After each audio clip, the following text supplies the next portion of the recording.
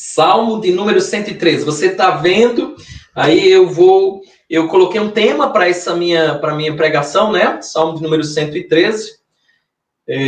A grandeza, glória e graça do nosso Deus, tá? Salmo de número 113. Diz assim a santa palavra do Senhor. Aleluia! Louvai, servos do Senhor. Louvai o nome do Senhor. Bendito seja o nome do Senhor, agora e para sempre. Do nascimento do sol até o ocaso. Louvado seja o nome do Senhor. Excelso é o Senhor, acima de todas as nações, e a sua glória acima dos céus. Quem é semelhante ao Senhor, nosso Deus, cujo trono está nas alturas, que se inclina para ver o que se passa no céu e sobre a terra? Ele ergue do pó o desvalido e do monturo necessitado, para o assentar ao lado dos príncipes, sim, com os príncipes do seu povo. Faz que a mulher estéril viva em família e seja alegre mãe de filhos. Aleluia. Vamos orar ao Senhor nesse instante?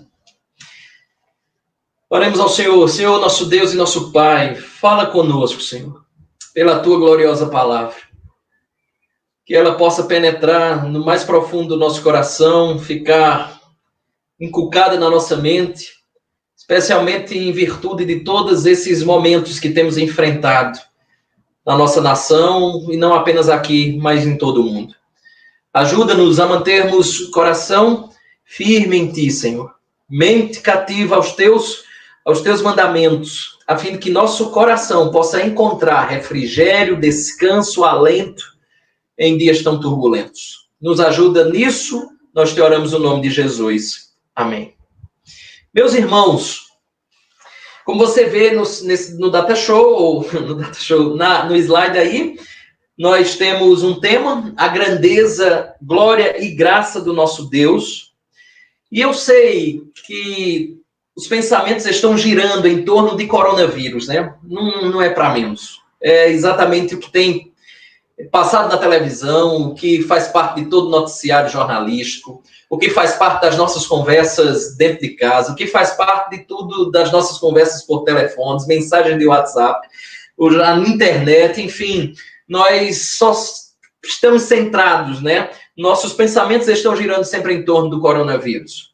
Porque o medo bate, especialmente quando nos deparamos com as notícias difíceis, com as notícias de outros países. Eu percebo que cada notícia que entra por nossos ouvidos causa uma angústia muito grande no nosso coração. E essa angústia tende a aumentar a cada instante que nós nos deparamos com notícias tão tristes, tão tenebrosas, né? Tão apavorantes.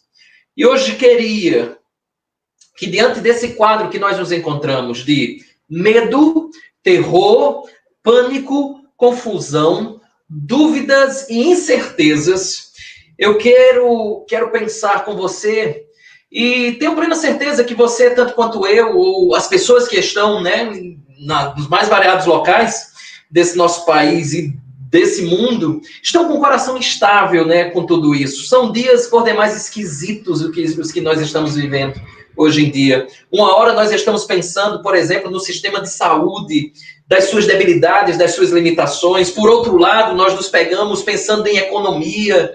Então, a gente fica perguntando para nós mesmos como será o amanhã. Quantos estarão desempregados? Será que eu mesmo estarei desempregado? Eu serei um deles? Minha empresa haverá de fechar as portas? Até quando, por exemplo, as igrejas haverão de aguentar financeiramente esses momentos em que nós não nos encontramos? Isso deixa nosso coração apertado, o seu coração fica apertado, angustiado, e nós sofremos com isso, sem falar que nós recebemos as notícias terríveis de tristes mortes que estão ocorrendo, por exemplo, na Itália, que bateu recorde, melhor, na Espanha, que bateu recorde agora, de 800 ou 900 pessoas. Na Espanha, ou melhor, na Itália, que já vimos recebendo notícias terríveis de lá. Será que passaremos coisas parecidas? Isso passa no nosso coração, na nossa mente. Será que vamos enfrentar dias assim? Mas também devemos pensar nas boas notícias que muitas vezes chegam. Medicamentos que já estão causando algum efeito. Médicos que já estão com algumas descobertas acerca de substâncias que possam ajudar a combater esse vírus que tem nos assombrado. Portanto, o nosso coração fica meio que assim, nesse vai e vem, nesse vai e vem. Uma hora é velório, outra hora é festa. Outra hora é festa, em determinado momento é velório, é enterro. Então a gente fica nesse vai e vem. E uma das coisas que fica muito claro para nós, nesses dias que nós estamos vivendo, como somos frágeis, como nós somos frágeis, como o dia de amanhã nós não sabemos. As coisas podem mudar de maneira repentina. Então, como essas notícias ou com essas informações, elas nos angustiam, especialmente, óbvio, as tristes, as difíceis, as notícias de mortes, o alastramento dessa epidemia que já virou pandemia, como isso nos deixa o coração apertado. Hoje mesmo eu fui pegar o almoço, coloquei na rádio e escutei duas notícias, uma da Espanha, outra dos Estados Unidos e algumas coisas já aqui do Brasil, e eu percebi que meu coração foi como se fosse sendo apertado por essas informações. Pensando nisto, eu gostaria de utilizar a mesma metodologia aqui de notícias. Eu gostaria de fazer com que, à medida que as informações tristes e terríveis, difíceis que temos escutado, apertam o nosso coração, eu desejaria que também as boas notícias, elas pudessem fortalecer o nosso coração. E é por isso que Paulo, escrevendo aos Colossenses, capítulo 4, versículo número 8, como tem aí no seu slide, no slide que você está vendo aí, Paulo diz assim: finalmente, irmãos, tudo que é verdadeiro, tudo que é respeitável, tudo que é justo, tudo que é puro, tudo que é amável, tudo que é de boa fama, se alguma virtude há, se algum louvor existe, seja isso que ocupe o vosso pensamento. É claro que você não ficará sem notícias, óbvio que não. Inclusive as ruins, mas também eu peço que você ocupe os seus pensamentos com a palavra de Deus. Por isso que diariamente temos jogado devocionais na nossa igreja, no grupo da nossa igreja, a fim de que as boas informações, que os bons pensamentos ocupem o seu pensamento. E por isso que eu estou falando aqui que os bons pensamentos ocupem a sua mente, o seu coração, porque o que há de melhor, de bom pensamento, é exatamente a palavra de Deus, que é o que há de mais verdadeiro. A palavra de Deus é o que há de mais respeitável. A palavra de Deus é o que há de mais justo, puro, amável e de boa fama que nós podemos ter na vida.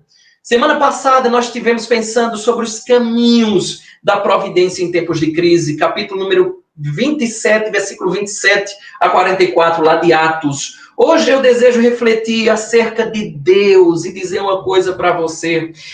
À medida que nós pensarmos acerca da grandeza de Deus, da glória de Deus, da graça de Deus, a minha intenção é que isso ocupe o seu pensamento, que isso entre no seu coração, que isso entre na sua mente, penetre eles e possa fazer morada nesses dias turbulentos que nós estamos enfrentando. Acerca disso, Daniel já falou, Daniel capítulo 11, verso 32, está aí, ele diz assim: o povo que conhece ao seu Deus se tornará forte e ativo. É isso que Daniel fala lá em Daniel capítulo de número 11, verso número 32, na parte B. O povo que conhece a Deus é forte e ativo. É isso que eu quero fazer com você nessa noite. Fazer com que você conheça mais o seu Deus. E isso lhe conceda força e ação para todos esses dias difíceis que nós estamos enfrentando. Só uma coisa que eu queria que você pensasse junto comigo. O que esse salmo vai fazer é pensar no que a gente chama na teologia de transcendência e imanência de Deus. O que é isso? Transcendência significa dizer que Deus é tão grande, que Deus é tão infinito, que ele não comporta, o mundo não lhe comporta, de modo que ele é transcendente, ele transcende o mundo. Ele está fora desse mundo, porque o mundo não lhe comporta.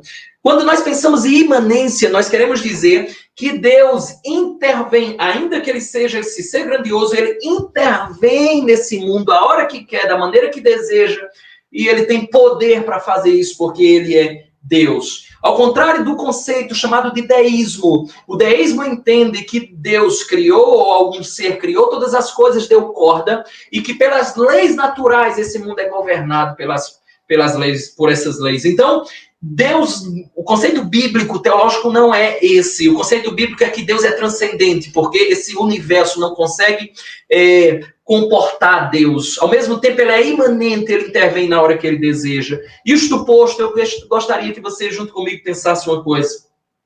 Salmo de número 113, junto com os salmos de número 114 a 118. Este é um grupo de salmos que é chamado de Halel egípcio.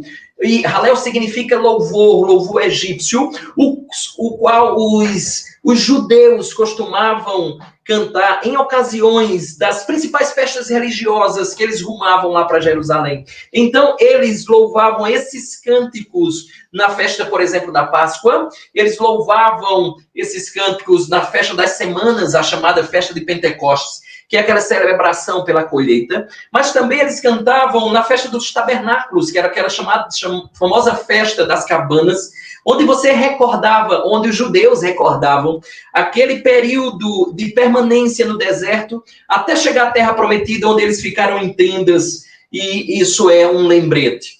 Tradicionalmente, para você ficar por dentro, como isso vai fazer sentido aqui no que nós estamos trabalhando, é que tradicionalmente o Salmo de número 113 e 114, eles eram entoados antes das refeições da Páscoa. E o Salmo de número 115 a 118, eles eram entoados no fim da refeição. Estudiosos dizem que no século I antes de Cristo, eram cantados em famílias ao redor da mesa na celebração da Páscoa. Por quê? Porque isto era muito significativo para os judeus. Tanto era que na ceia de Jesus com os discípulos, ao encerrar a ceia e antes de sua paixão, está aí no Data Show, olha só. Mateus capítulo 26, versículo número 30 diz assim: e tendo cantado um hino, saíram para o Monte das Oliveiras. Alguns estudiosos entendem que esse hino cantado aqui por Jesus foi o Salmo de número 118, porque ele era cantado no fim das refeições de Páscoa. Se não foi o Salmo de 118, certamente seria Salmo 115 a 117, 115, 16, 117. Um destes, com certeza, foi que Jesus cantou. Então, como o Salmo de número 113, ele começava com o louvor egípcio, o Halel egípcio, entendia-se como a salvação cantada. Ao mesmo tempo, vale lembrar que é uma referência, esse Salmo, ele faz uma referência ao Êxodo, aquela libertação e salvação desse povo lá no Egito. Portanto, o Salmo, ele recorda essa providência divina em ação, bem como acaba sendo um lembrete, a fim de não nos esquecermos jamais que todas as coisas são governadas pelo Deus Todo-Poderoso, pois você lembra muito bem que Deus, ele fez coisas tenebrosas com os deuses egípcios. Isso fica como um lembrete, como o Rei dos Reis, o Senhor dos Senhores, é o Deus aqui revelado, é o Deus que tirou o seu povo lá do Egito. Isto posto, eu convido você a mergulhar nesse preciosíssimo salmo, para que a gente possa sair fortalecido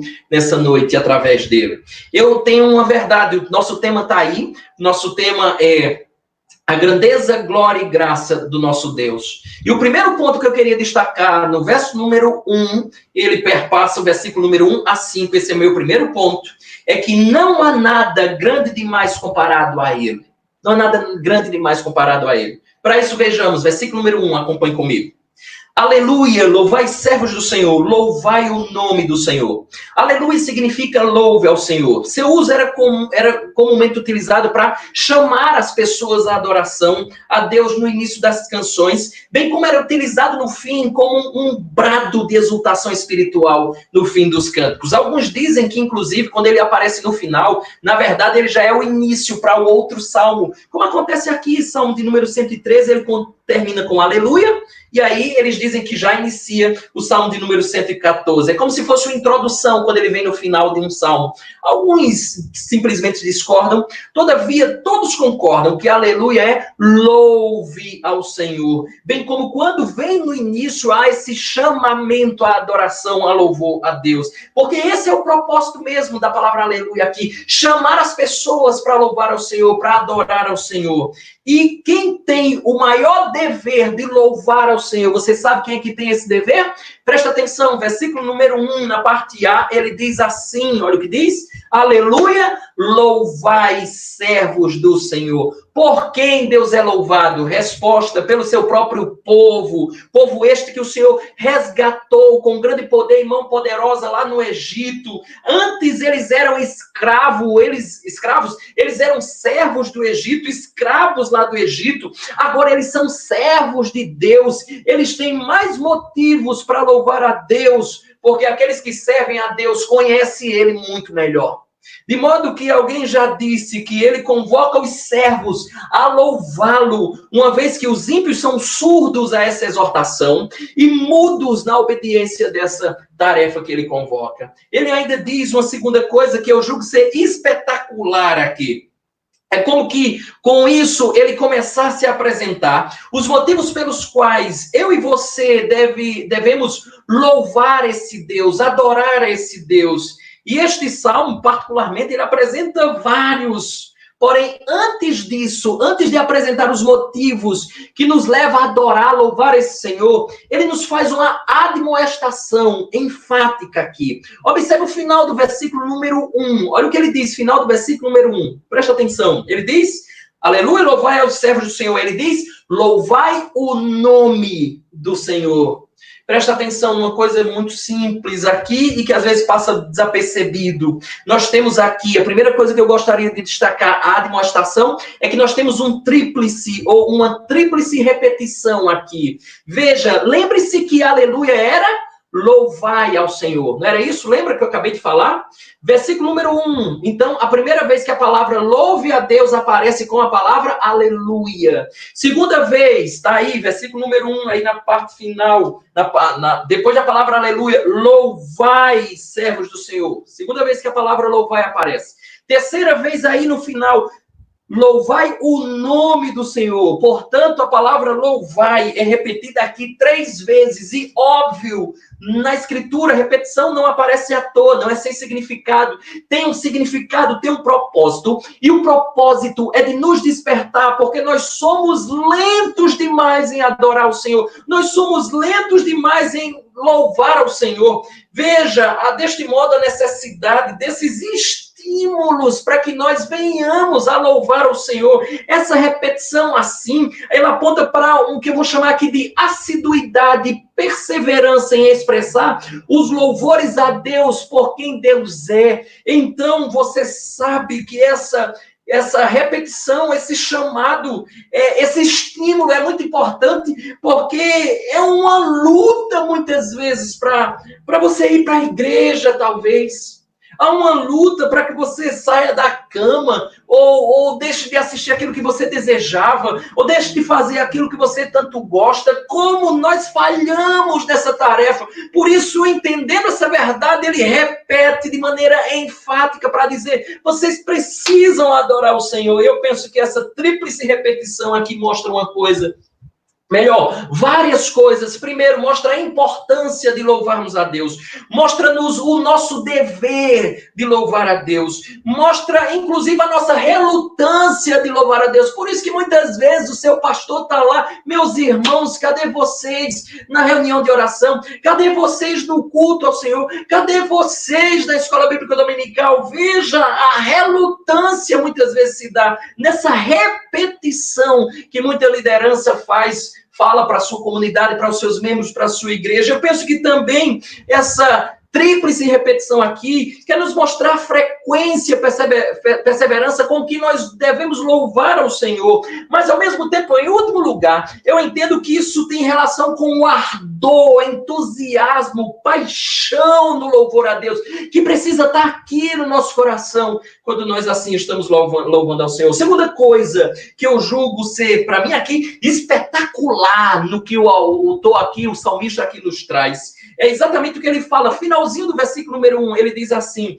louvai o nome do Senhor, louvai o nome do Senhor. O nome aqui, meus irmãos, representa a sua essência, representa o caráter de Deus, representa a pessoa de Deus, representa os atos de Deus e todos os seus excelentes atributos. Ele deve ser louvado porque ele é. O nome dele tem todas essas coisas inseridas. Nós devemos louvar a Deus porque ele é eterno. Nós devemos louvar a Deus porque ele é imutável. Nós devemos louvar a Deus porque ele é independente, ou seja, ele não depende de ninguém para existir. Ele sempre foi completo e satisfeito nele mesmo desde toda a eternidade. Sem você, sem eu existir em momento algum dessa história. Deus deve ser louvado porque ele é onipresente, porque ele é onipotente, porque ele é onisciente, ele é misericordioso, ele deve ser louvado porque ele é gracioso, porque ele é bom, porque ele é longânimo, porque ele é amoroso, porque ele é sábio, porque ele é fiel, porque ele é verdadeiro, porque ele é justo,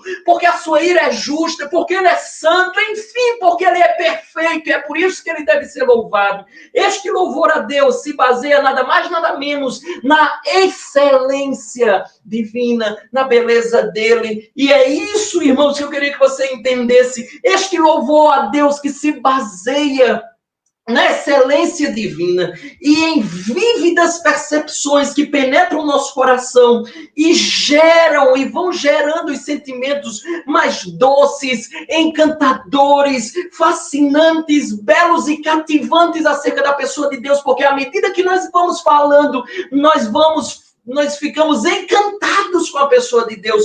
Não à toa, o grande C.S. Lewis disse assim, escrevendo: a coisa mais doce em toda minha vida tem sido o anseio de encontrar o lugar de onde toda a beleza veio. É isso.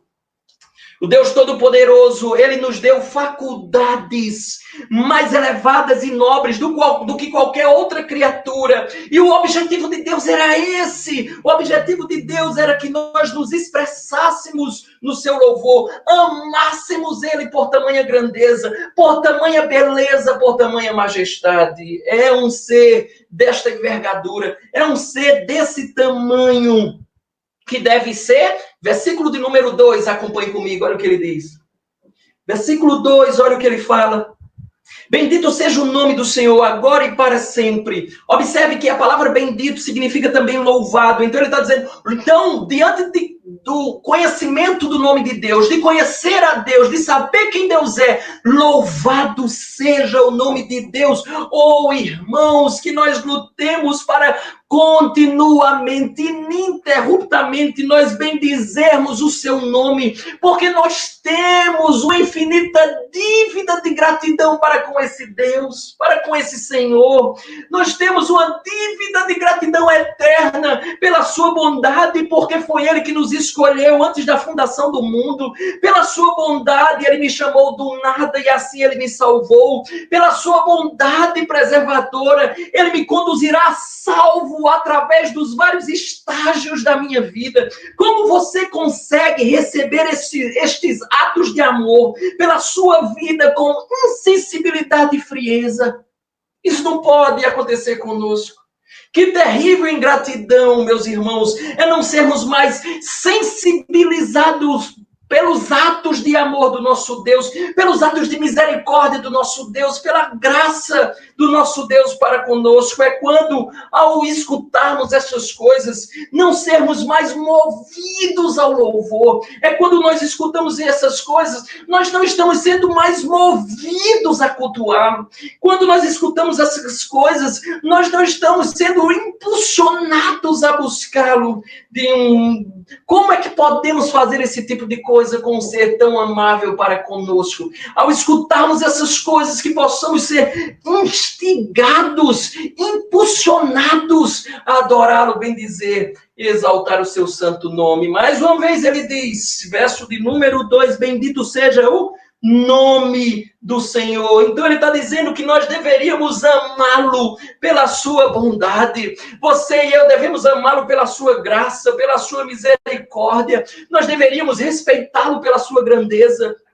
Deveríamos temê-lo pela sua justiça e poder. Deveríamos adorá-lo pela sua sabedoria, pelo seu amor, pela sua salvação realizada em nós. E por todos os seus atributos que nos devem fazer viver em constante veneração, adoração, obediência e louvor a esse precioso Deus. Como a Páscoa, lembre que tem a ver com Páscoa, isso aqui. Como a Páscoa tinha um lugar tinha lugar no início do ano. Era bom começar o ano novo, bendizendo aquele que libertou ao seu povo, que lhe libertou. Porém, independente se é no início do ano ou não, o salmista deixa uma coisa muito clara aqui para nós. Final do versículo número 2, ele diz: bendizei, bendito seja o nome do Senhor. Adore, se encante, seja impulsionado a bendizê-lo por quem ele é. Mas faça isso como? Final do verso número 2, olha o que ele diz aqui: agora e para sempre. Ou seja, como ele fala agora, ele está dizendo assim, é nesse instante, não perca tempo. Isso mostra uma coisa interessantíssima aqui, irmãos. Isso mostra que o nosso Deus, ele está acima do tempo. Os louvores a ele devem ocorrer ao longo de todo o curso da nossa vida e pós-vida. Por isso que ele diz assim, para sempre. Seu louvor será eterno. John Boyce, que era um inglês do século número 16, ele tem uma frase muito preciosa. Ele diz assim: os servos do Senhor devem entoar os seus louvores nesta vida até o fim do mundo e na próxima vida, no mundo sem fim. Essa é a verdade. Eu penso que o versículo número 2 ainda nos diz uma última coisa aqui preciosa: que esse trabalho não morra conosco, mas que continue de geração em geração. Que Deus seja louvado através de todas as gerações e não apenas por essa. Porque se ele fala para sempre, uma hora nós vamos morrer. Pai, mãe, transmita essa verdade para os seus filhos e que os seus filhos adorem com vocês. Provavelmente vocês partirão antes deles e que eles continuem a louvar ao Senhor enquanto vocês não estiverem mais aqui. De modo que se eles também partirem, que os filhos deles, os netos de vocês possam continuar louvando ao Senhor, porque esse é o intuito de Deus ao estabelecer esse tipo de coisa, que a próxima geração possa louvá-lo, possa adorá-lo. Versículo número 3, acompanhe comigo, ele diz assim, versículo 3, do nascimento do sol até ao ocaso, louvado seja o nome do Senhor. Veja que o sol brilha sobre toda a terra, você sabe muito bem disso. Do oriente ao ocidente, e também ele ergue-se sobre o oriente e deita-se sobre o lado oposto do horizonte, e faz isto incansavelmente, continuamente. Você vê sol nascer, sol descer, sol subir, sol descer, e assim é que ele está tentando nos instruir acerca do louvor a Deus. Nós devemos fazer isso incansavelmente, continuamente, como assim o sol faz. Fazer o quê? Louvar a Deus. Veja que por toda parte também, e em todos os tempos, ele está deixando isso aqui muito claro. Em toda parte, o sol nasce em todo lugar, o sol desce em todo lugar. Então, em toda parte, o louvor do Senhor deve prevalecer. No versículo número 2, nós já vimos a questão do tempo, quando ele disse agora para sempre. E aqui ele fornece uma nova ênfase nessa questão do tempo, quando ele diz assim, nascimento do sol até o ocaso, mostrando que é desde o primeiro momento de consciência pela manhã, nascimento do sol. E que devíamos imitar, eu penso que aqui nós deveríamos imitar as flores que se abrem, que nós deveríamos imitar os pássaros quando eles cantam logo cedo.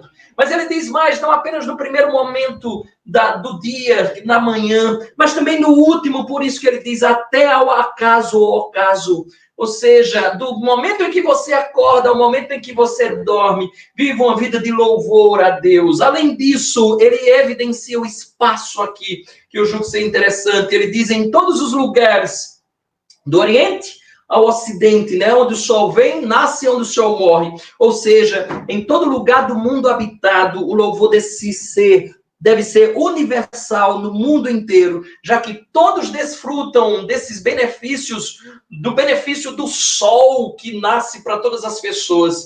Todas devem agradecer por tão maravilhosa luz, aquele que é chamado de Pai das Luzes, lá em Tiago. Fica uma segunda coisa evidente, então. Nós já dissemos no versículo número 2, que Deus está acima do tempo. Aqui no versículo de número 3, Deus mostra que ele está acima e que é maior do que todos os lugares. Versículo número 4, pule lá comigo, nesse instante ele diz assim, excelso é o Senhor, acima de todas as nações, e a sua glória acima dos céus. E assim vemos que ele não está apenas, como vimos no versículo número 2, que ele não está apenas acima do tempo. Versículo número 3, que ele está acima e é maior que todos os lugares, como nós vimos. Mas ele também, terceiro lugar, ele está acima de todo poder e de toda autoridade humana. Por isso que ele diz assim, acima de todas as nações.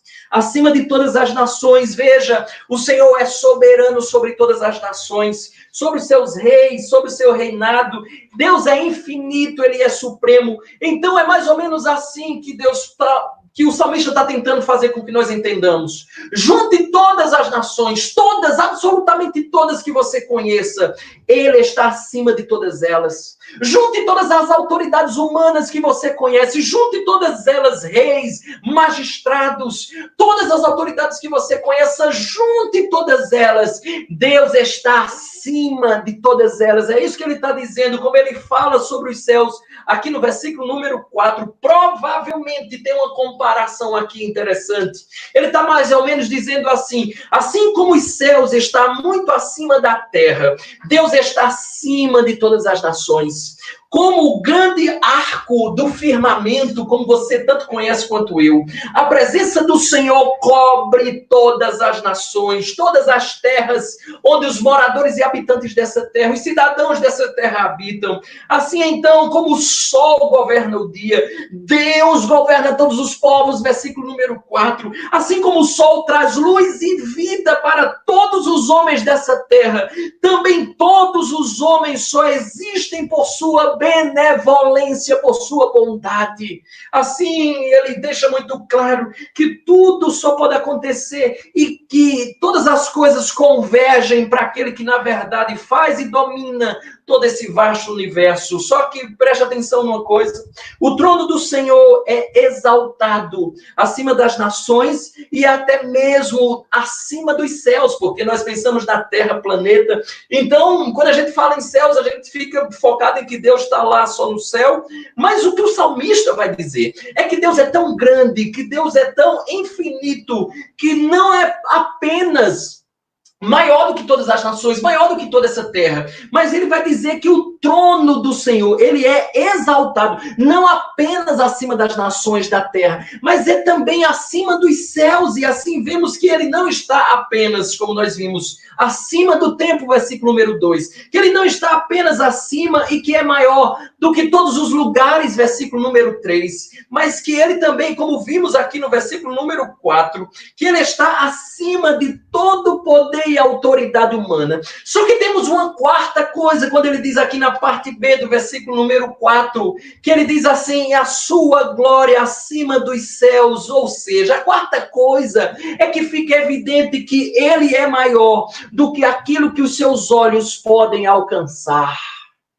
Deus é maior, muito maior do que aquilo que os seus olhos contemplam. Os céus são tão alto e imenso. Escute, Deus é maior. Observe, nós não podemos ver além dos céus e das nuvens, mas ele é mais alto do que a mais elevada parte da criação que os seus olhos alcançam. Seja o que vejamos dos céus, Deus é maior e ainda mais, se ele é maior, há mais a ser visto de Deus, há mais reservado dele para nós por toda essa eternidade. E se Deus é infinito, há infinitamente mais a conhecer a Deus. Ele é maior do que aquilo que os seus olhos, que os nossos olhos podem alcançar. Deus é maior. Observe, o sol, a lua e as estrelas brilham, como você sabe muito bem, mas elas brilham abaixo do trono de Deus. O universo é necessariamente menor do que aquele que o criou,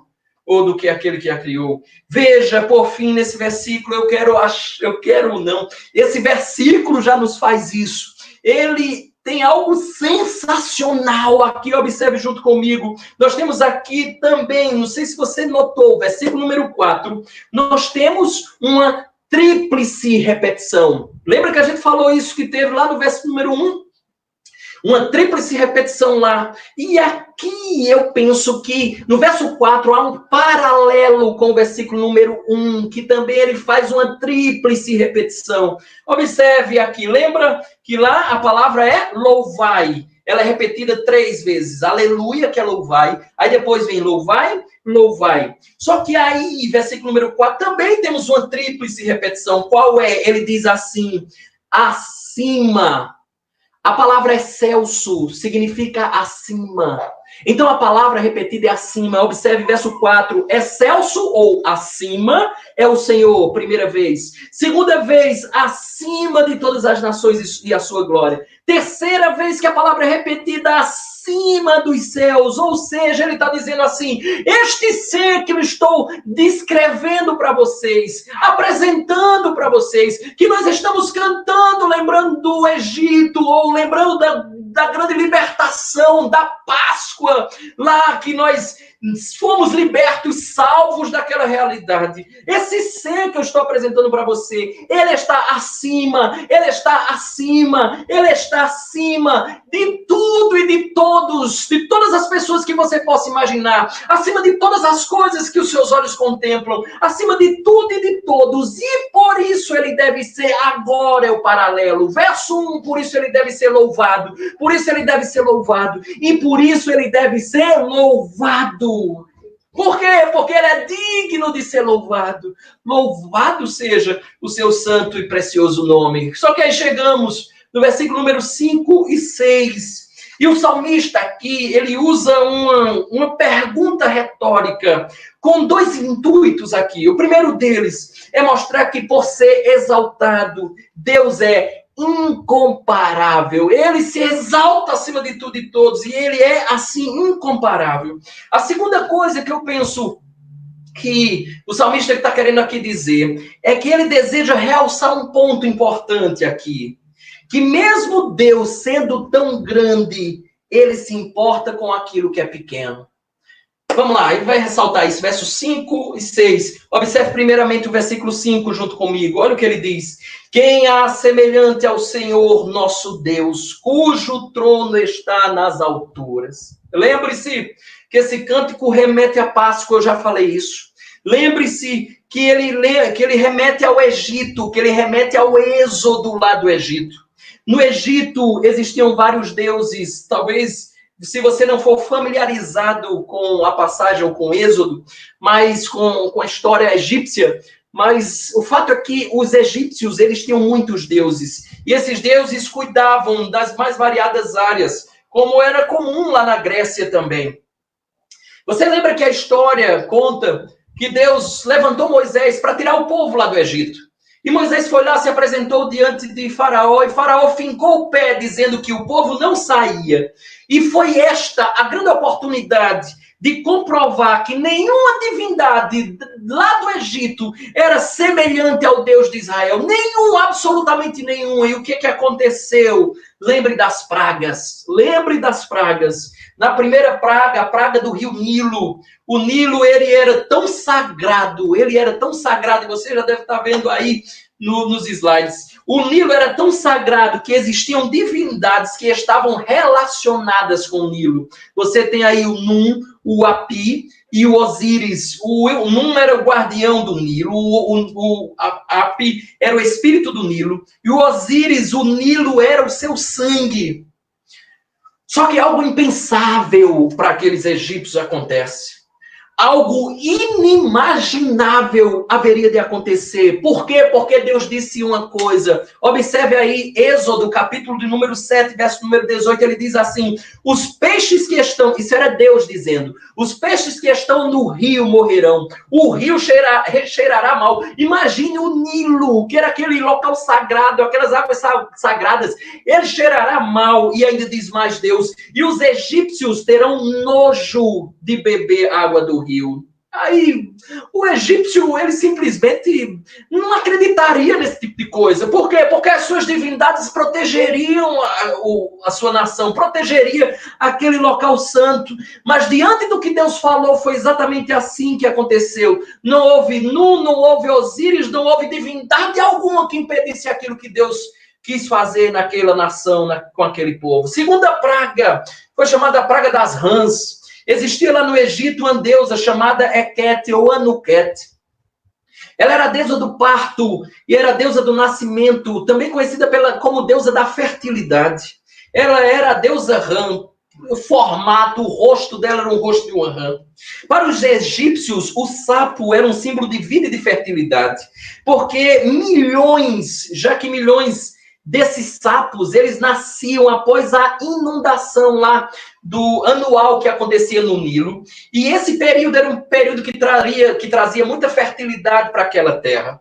Então a praga fez com que Heket, a deusa rã, a praga fez com que Heket parecesse maligna, porque parecia que ela estava atormentando aquele povo que lhe era tão devoto. Veja que as rãs atingiram especificamente o povo egípcio. Está aí, Êxodo, capítulo número 8, verso número 3 a 4. Olha o que diz aí. O rio produzirá rãs em abundância, que subirão e entrarão em tua casa, e no teu quarto de dormir, sobre o teu leito e nas casas dos teus oficiais, e sobre o teu povo, e nos teus fornos e nas tuas amassadeiras. As rãs virão sobre ti, sobre o teu povo e sobre todos os teus oficiais. E assim Deus, se você conhece, foram 10 pragas. Foi assim que Deus foi destronando todas as divindades lá do Egito. Sabe para quê? Para dizer só existe um ser que reina, só existe um trono verdadeiro, só existe um Deus que se assenta sobre esse trono, e esse Deus é o Deus de Israel. É por isso que um teólogo chamado John Gill, em inglês, do século número 18, disse a seguinte frase, ele disse assim: cada obra de Deus serve para mostrar a sua glória e realçar a grandeza de sua majestade. A pergunta volta diante dessa verdade, com todo esse pano de fundo na mente do salmista. Ele está dizendo assim: quem é semelhante a Deus? Quem é semelhante ao Senhor, o nosso Deus? Quem é? Não existe divindade alguma que se assemelhe a Ele. Por isso que ele está dizendo mais ou menos assim, o pano de fundo de tudo que ele já falou do nome de Deus: quem é eterno, quem é imutável, quem é independente, quem é perfeitamente santo, quem é perfeitamente justo, quem é bom em perfeição, gracioso, misericordioso, sábio, quem é onipotente, onipresente, onisciente, quem é semelhante a Deus nos seus atributos, nas suas perfeições, mas não apenas nisso. Observe as obras das suas mãos, observe a criação, observe a natureza, observe os céus, observe todas as coisas que foram criadas, observe não apenas essas coisas que foram criadas, mas observe as suas obras de livramento. E aí entra o Êxodo que acabamos de dizer: ninguém jamais fez algo semelhante ao que Deus fez, seja na criação, seja nos livramentos, seja na pessoa dele mesmo, com os seus atributos. E aí, versículo número 5, ele ainda diz: seu trono está nas alturas. Observe todo o seu caráter, a sua pessoa, a sua existência, tudo a respeito dele é elevado. Por isso que ele fala, versículo número 5, seu trono está nas alturas. Tudo a respeito dele é elevado e infinitamente majestoso, de modo que ninguém pode ser comparado a ele. Todos os seres criados, com todas as suas qualidades, sabe o que são? Nada. Todas as criaturas, elas têm poucos e pequenos raios, mas ele é o glorioso sol. Observe, todos nós, criaturas, nós somos pequenas gotas comparados à fonte, mas ele, Deus, ele é o oceano infinito de perfeição, sem extremidade alguma, sem fundo, porque ele é infinito. Ninguém pode ser comparado a Deus, nem por um instante sequer, ninguém pode ser comparado a Deus. Todavia, eu queria lhe chamar para a coisa mais, ou uma das coisas mais belas que esse salmo está nos mostrando, porque o que torna esta reflexão ainda mais prazerosa até esse momento aqui é exatamente o fato de que este Deus é veja a sua Bíblia, versículo número 5, que este Deus é o nosso Deus. Ele é o nosso Deus. O que torna tudo isso ainda mais encantador é porque ele é o nosso Deus, é porque ele é o seu Deus. No entanto, o salmista nos chama a louvá-lo, porque não há nada pequeno demais para ele. Se nós acabamos de olhar do verso número 1 a 5, que nada é grande demais comparado a ele, agora eu queria que você viesse junto comigo para também perceber que nada é pequeno demais diante dele. Versículo de número 6, e esse é o meu segundo ponto. Se por um lado ele é grande demais, que nada pode ser comparado a ele. A partir de então ele começa dizendo que nada é pequeno demais diante dele. Eu não falei em coronavírus em momento algum. Eu quero que você se concentre na pessoa bendita que está sendo descrita aqui no Salmo número 113. De maneira que isso invada seu coração, fazendo com que você se agarre a essas verdades preciosas e tenha estímulo para os dias vindouros. Verso número 6, observe. Que se inclina para ver o que se passa no céu e sobre a terra. Veja, os versículos anteriores, eles aqui serviram para mostrar a beleza e grandeza do versículo número 6. O que impressiona aqui é como a glória de Deus, ela sempre serve para destacar a sua graça. Veja que é exatamente isso que está acontecendo aqui.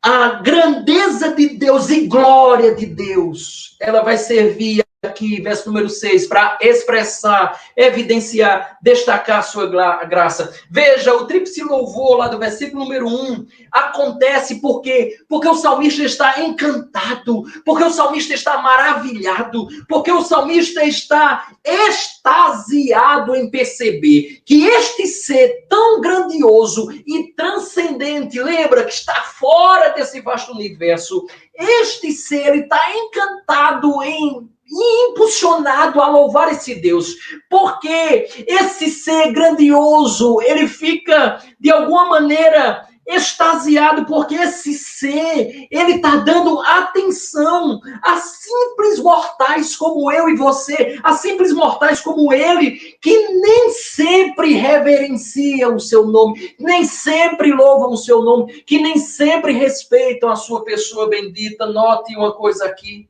A imagem que aqui é retratada é que Deus está entronizado tão acima, tão alto, que até para observar as coisas, escute, celestiais, os céus, as coisas celestiais, quando ele precisa contemplar, a descrição aqui é como que ele tivesse que se curvar para poder ver não simplesmente as coisas da terra, mas para ver as coisas celestiais, ou seja, os próprios céus quase se perdem de vista abaixo dele.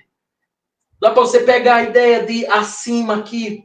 É como se os céus quase se perdessem de vista debaixo dos seus pés, abaixo dele. Por isso que ele precisa se abaixar. Essa é uma linguagem, obviamente, humana para descrever a grandeza de Deus. Por isso que ele usa a expressão inclinar. Ele se inclina não apenas para ver a terra, mas os céus. E aqui nós temos várias coisas interessantes que eu queria que você viesse junto comigo. Uma delas é que a maioria dos reis da antiguidade, eles eram inacessíveis ao povo. Ao mesmo tempo, os filósofos pagãos não podiam acreditar que o grande Deus observasse os pequenos eventos da história humana, porque eles retratavam Deus muitas vezes como um ser indiferente a todas as necessidades e lamentos das suas criaturas. Então, esse ser descrito pelos filósofos pagãos, ele era indiferente. Ele nem ligava muito para os problemas e necessidades que os seres humanos passavam.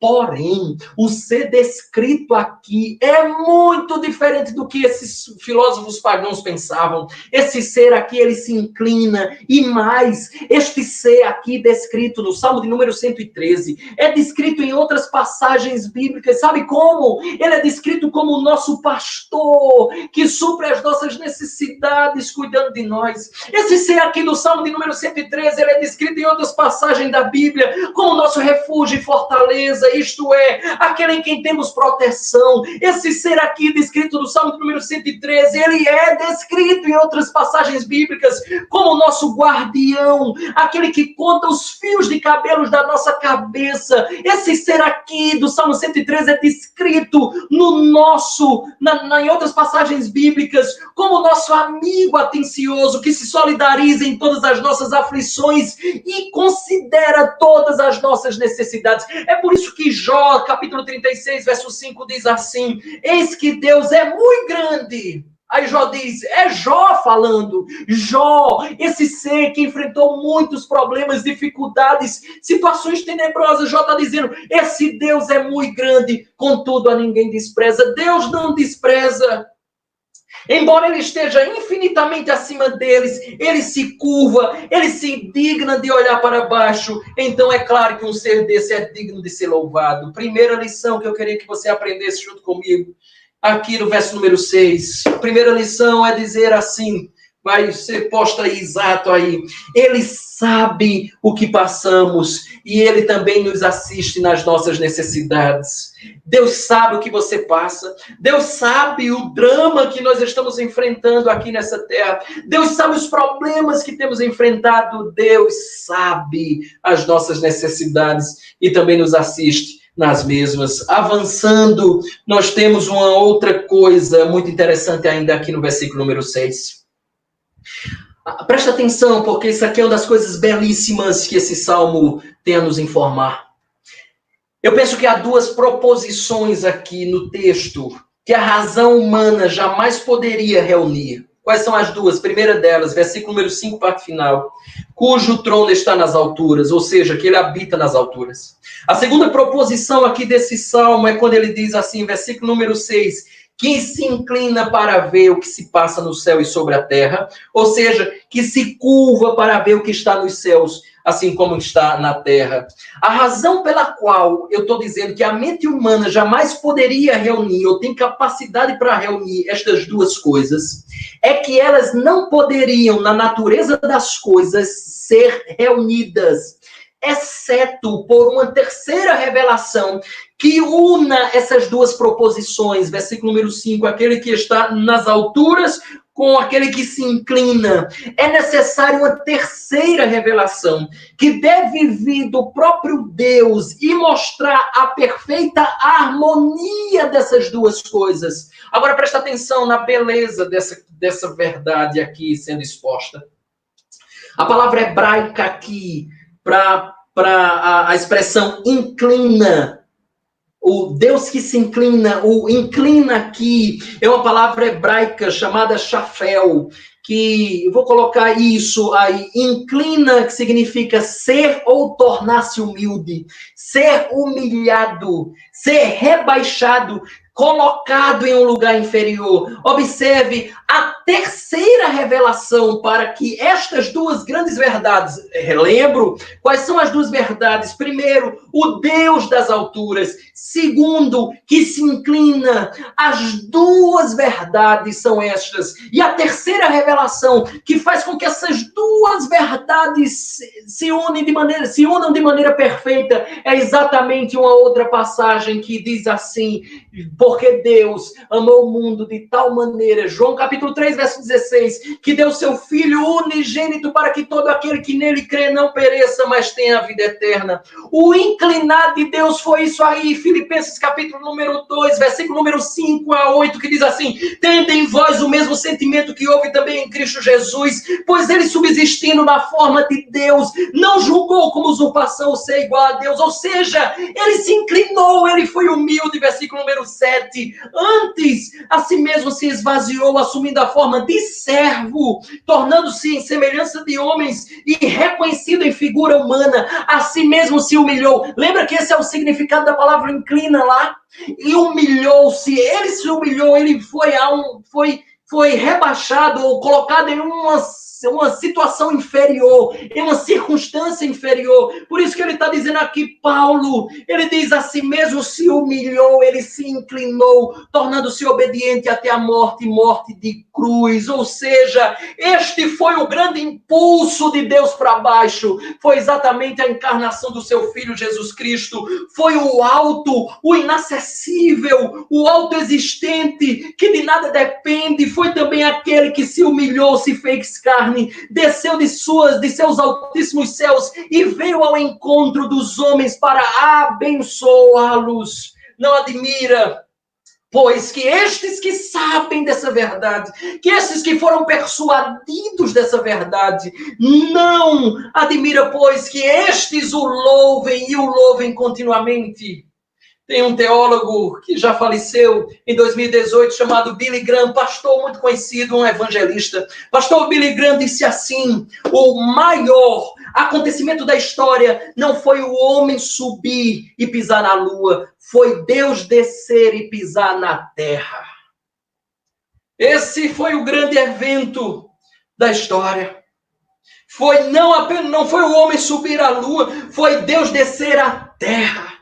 Foi Deus descer à terra. Observe algo mais. Ver o grande rei do céu, curvando-se da sua altura, condescendendo em oferecer termos de reconciliação com esses rebeldes seres, com essas rebeldes criaturas que estão aqui nesse planeta Terra. Ver a majestade ofendida, porque vira-lhe as costas continuamente. Ver a majestade ofendida, convidando transgressores a aceitar o perdão. Ver Deus persuadindo, implorando, suplicando que os homens se convertam a Ele com tal favor e com tanta insistência, porque você lembra muito bem quantas vezes você já escutou o Evangelho, quantas vezes alguém já pregou sobre Jesus, sobre Jesus para você. Então, diante disso, esse ser com fervor, com insistência, tem lhe dado 1, 2, 3, 100, 200, 300 oportunidades de se arrepender. Vê o adorável Espírito de Deus com infinita longanimidade, benignidade e sujeitando-se, ele com toda essa beleza, sujeitando-se ao desprezo, aos insultos de tão miseráveis, desprezíveis e infelizes como nós, pecadores mortais. Não é assombroso para cada um de nós nos depararmos com essa realidade? Não é assombroso ver que esse ser, sendo quem é, ainda continua agindo dessa forma para com seres como nós?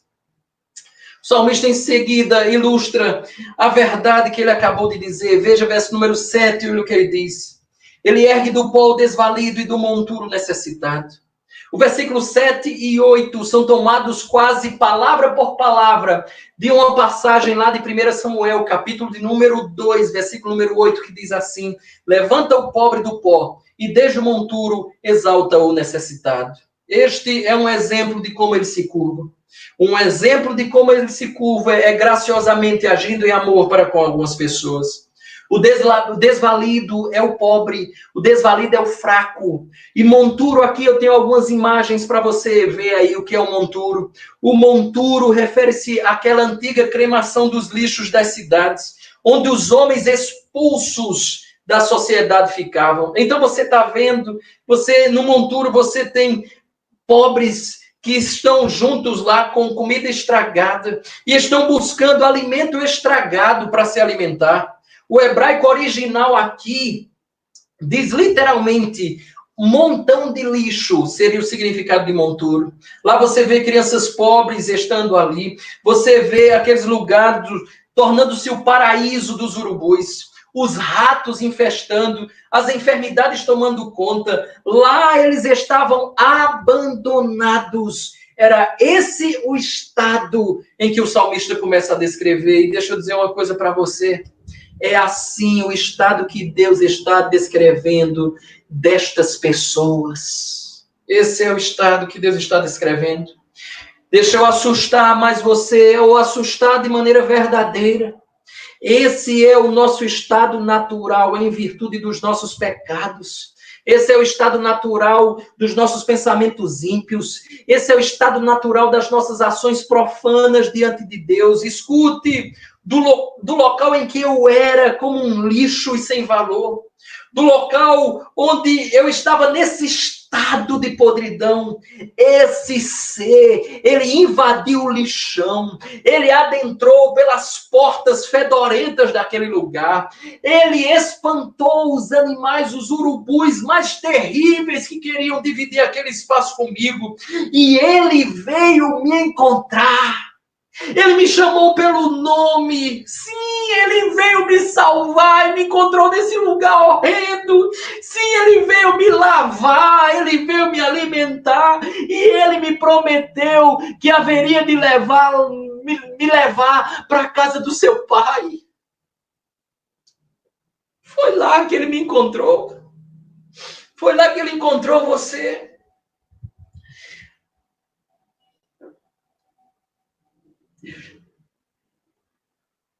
Ele me lavou. Ele me tirou da sujeira. Ele me salvou. E ainda prometeu me alimentar todos os dias da minha vida. Que a maior de todas as promessas, que aquele lugar não era mais o meu, mas eu iria para a casa do seu pai. Que a partir de então ele dizia que também era a casa do meu pai. O pai dele se torna o meu. Meus irmãos, a grandeza deste ser descrito aqui, encontra-se que esse ser estava nas maiores alturas. Este ser que vivia em meio a toda pureza, foi esse mesmo ser que desceu às maiores profundidades, a fim de buscar aqueles que se encontravam na maior sujeira. Meus irmãos, poderosos foram os braços que nos ergueram. Poderosos são os braços que ainda nos erguem, e poderosos serão os braços que nos erguerão até chegarmos em casa nos céus. Louvai o seu nome, louvado seja o seu nome. Lição de número 2. A lição de número 2 é dizer para você, você não é ignorado. Versículo número 7. Escute, você não é ignorado. Não sofremos sem que Deus veja, não sofremos sem Ele ver. Uma hora Ele nos levantará do pó das aflições. Uma hora Ele nos levantará do mau cheiro das tristezas. Uma hora Ele nos levantará dos detritos da angústia. Embora nós sejamos ignorados pelos homens muitas vezes, embora seus amigos se afastem para longe de você, ainda assim, ouça, Deus olha para baixo. Ouça essa verdade. Em meio às angústias que nós temos passado, em meio às notícias da televisão, em meio à grande incógnita dos dias vindouros, em meio à crise que estamos enfrentando, escute, ouça-me nessa noite. Deus olha para baixo do seu trono majestoso, Ele olha para você mesmo em meio à infinita variedade de suas obras em todo esse universo e fora dele. Escute, você não é ignorado, eu não sou ignorado, nós não estamos sendo ignorados por Deus. Lembre quantas vezes você já esteve padecendo necessidades e Deus foi lá e ergueu você, arrancou você daquela situação. Você não é ignorado por Deus. Verso número 8, olha o que ele diz. Para o assentar ao lado dos príncipes, sim, com os príncipes do seu povo. Os príncipes aqui são os príncipes do seu povo, porque a teologia da prosperidade aqui, inevitavelmente, eles já pensariam em dinheiro. Eles diriam mais ou menos assim para a gente. Você é príncipe, então você já viu algum príncipe pobre? É isso que eles geralmente dizem. É verdade que você se tornou um príncipe, aqui está essa verdade. Olha quem você era sem Cristo. Você era alguém que estava no lixo. Você era alguém que estava entre bichos. Você é alguém sem Cristo.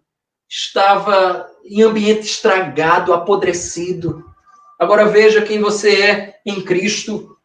Olha a herança que você terá. 1 Pedro deixa isso claro. Você agora faz parte do povo que reinará para todo sempre. Você agora faz parte do povo, daquele que é o Rei dos Reis, o Senhor dos Senhores. Isto não lhe é suficiente. Cristo não lhe é suficiente. Quando ele não é, você acaba precisando inserir bens materiais para tentar convencer as pessoas de que é importante Jesus Cristo. E aí você já não convence mais por causa da pessoa de Jesus Cristo, mas você convence porque ele pode lucrar ou ganhar algumas coisas se relacionando com esse Jesus Cristo. Certa vez Jesus, reprovando a avareza, disse assim, olha o que ele diz, Lucas capítulo número 12, verso número 15, diz assim, tende cuidado e guardai-vos de toda e qualquer avareza, porque a vida de um homem, escute, não consiste na abundância dos bens que ele possui. Spurgeon, o famoso pregador batista, disse as seguintes palavras, melhor sua rica pobreza do que a pobreza dos ricos que não têm fé em Jesus. Um outro teólogo, já destaquei ele aqui, chamado Billy Graham, ele disse, não existe nada de errado com os homens possuírem riquezas. O errado é a riqueza possuir homens. Essa não é problema termos riquezas, mas o problema é quando a riqueza nos tem.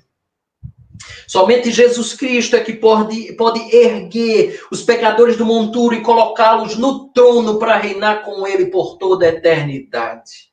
De modo consciente, aqui o salmista, que citou nos versículos número 7 e 8, o cântico lá de Ana, que retrata a realidade que ela era estéril, que ela não poderia ter filhos. Deus, com um ato de bondade, se inclinou e agora ele traz exatamente a realidade que era enfrentada por Ana, a realidade da esterilidade. Veja o verso 9 que ele diz, faz que a mulher estéril viva em família e seja alegre mãe de filhos. Aleluia. Escuta uma coisa, uma das maiores tragédias para uma mulher casada em Israel era ser estéril, viver sem filhos. Segundo o pensamento antigo, ela estaria sob o julgamento de Deus e era considerada uma maldição. Significava também que ela podia ficar sozinha na velhice, sem ninguém para ajudá-la. Só para você ter uma ideia, quando um homem manifestava grande deleite, grande alegria, essa pessoa ela era descrita como uma mulher estéril que, por fim, teve um filho. O indivíduo está lá desfrutando de grande alegria, alguém chegava e descrevia assim, é como uma mulher estéril que acabou de ter um filho. Qualquer coisa que era excessivamente valioso, ou que traria uma demasiada alegria, o indivíduo está em júbilo, o máximo de alegria que você possa imaginar. Então, quando ele estava nesse estado, ele era descrito assim, isto é tão precioso como os filhos, aí usava-se o plural, os filhos da mulher que era estéril. As estéreis famosas da Bíblia ficaram conhecidas como Sara, esposa de Abraão, Rebeca, Raquel, a própria Ana e Isabel. E aqui, meus irmãos, Deus olhou para a aflição de suas servas e abriu a madre delas. O que isso tem a nos dizer?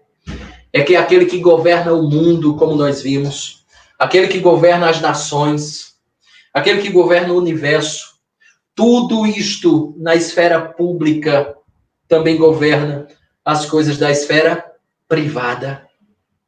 Aquele que governa no público, ele também governa no privado, na privacidade da nossa família.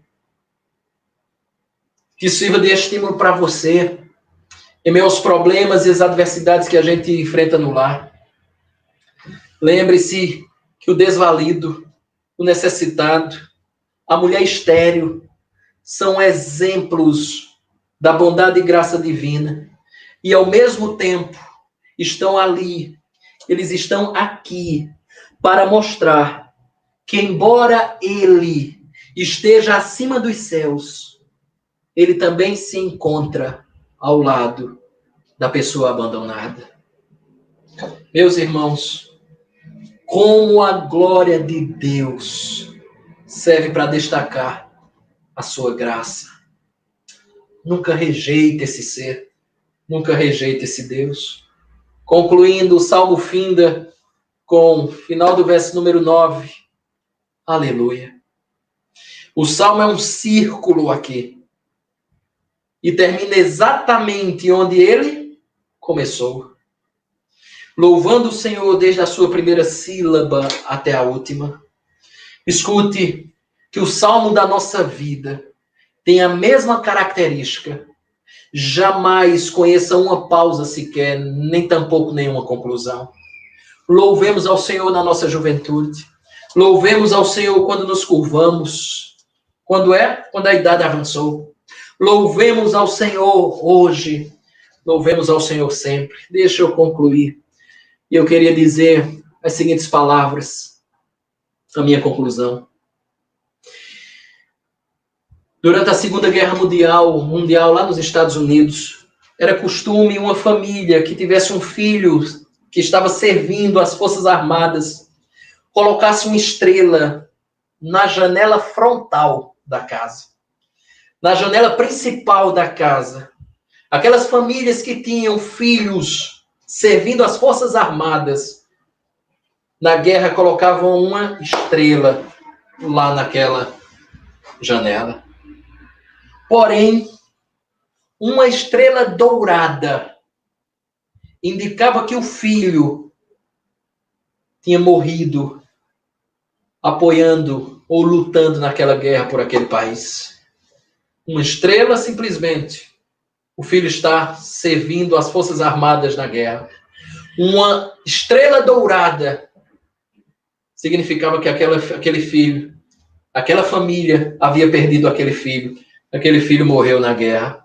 Há anos, um senhor chamado Harry Lauder contou uma história comovente sobre esse costume naquele período.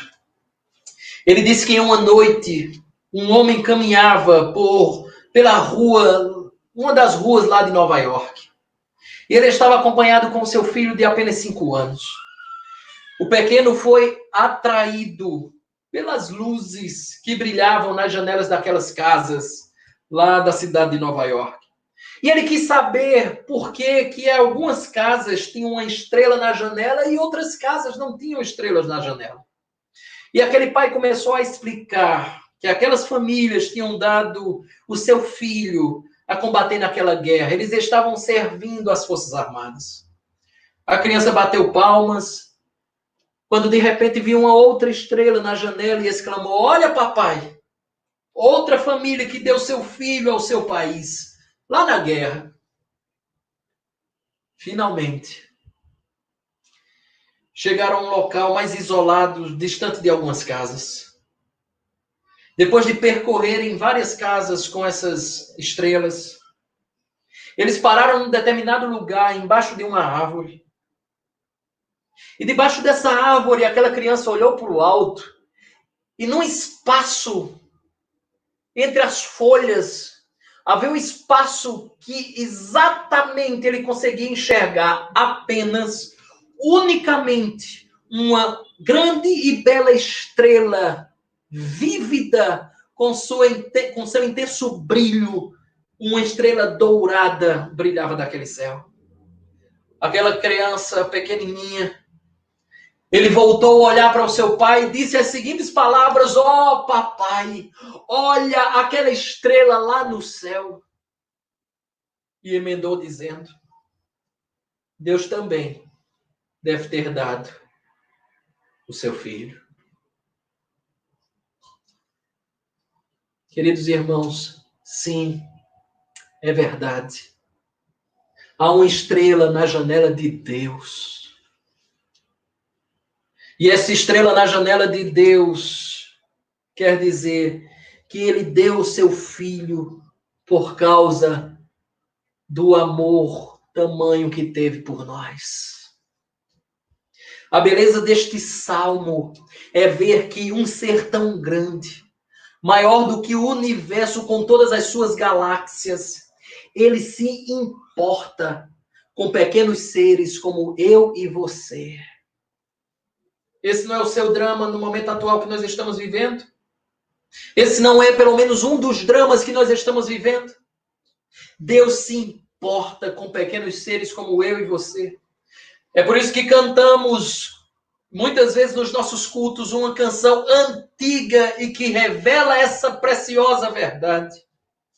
Tu és soberano sobre a terra, sobre os céus, tu és Senhor absoluto. Tudo que existe e acontece, tu sabes muito bem, tu és tremendo. Mas o outro refrão da canção diz assim: e apesar desta glória que tens, tu te importas comigo também.